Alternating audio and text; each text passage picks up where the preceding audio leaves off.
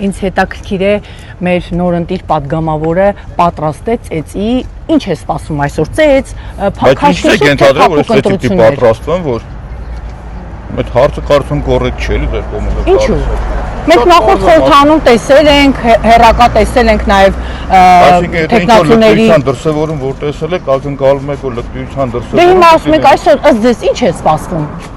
Տեսնենք, ես չգիտեմ ինչա սպասում ազգային ժողովի նիստ։ Եթե լինի միջադեպ, ամեն դեպքում լինի ծեծ, հետաքրքիր է դուք կթողնեք դուրս կգաք, թե կծեծեք։ Գիտեք, իրավիճակային նոր կարողանում ես այդ պատկերացնել ինչա կատարում։ Ես ասես գնացել եմ բոքս կպնելու կամ բարբա կպնելու, իրանց մեջ նորմալ բոքս պարապածը չկա, որ ասես բոքս կամ բարբա գիտեն կպնել իրանք։